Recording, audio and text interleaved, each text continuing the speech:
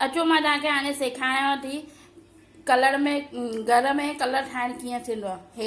Hair colour थींदो आहे न बरगंडी कलर असांखे ॾाढो वणंदो आहे। अॼुकल्ह ॻाढ़ा वार ॾाढा था हलनि न, त हे बरगंडी कलर मां तव्हांखे ठाहिण थी सेखारियां। हिन में छा विधो आहे, मां 2 केला विधा आहिनि और बीट विधो आहे, हिकिड़ो बीट हेठि नंढिड़ो ई हो, उहो हिकु बीट विधो, त हिन में इहो कलर में ठाहियो आहे। इन कलर में त छा आहे, हिकु त ऑर्गेनिक आहे, यानी घर जा ई सामान आहिनि और कुझु तव्हांखे ख़राबु न थींदो। केलो बि वारनि लाइ सुठो आहे, शरीर लाइ सुठो आहे, त हिन सां आहे न तव्हांजो यानी वार बि न झड़ंदा, वार मज़बूत बि थींदा, मोटा बि थींदा ऐं कलर बि सुठो ईंदो। हूअं कलर छा असांजे वारनि खे कलर कराईंदा आहियूं, लेकिन पोइ अछा थी वेंदा आहिनि, डैमेज वारा थी वेंदा आहिनि, रुखा सुखा थी वेंदा आहिनि। हिन सां कुझु न थींदव, तव्हां मस्तु वार बि बरगंडी सुठा कलर थी वेंदव।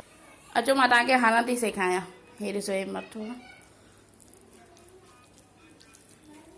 तव्हां वार खोले करे बि हली था सघो, पर कीअं सिर्फ़ु मथा सिरो बि हली था सघो। अॼुकल्ह फैशन आहे न, हेॾे पोनी था कयूं, हो था कयूं, त ईअं मथा सिरो बि तव्हां हली था सघो। ठीकु आहे, तव्हां इहो ठाहींदा ऐं मूंखे ॿुधाईंदा कमेंट करे त मां ठाहियो आहे, ऐं ॾाढो सुठो अथव, कुझु साइड इफेक्ट इहो न थींदो अथव। ठीकु आहे।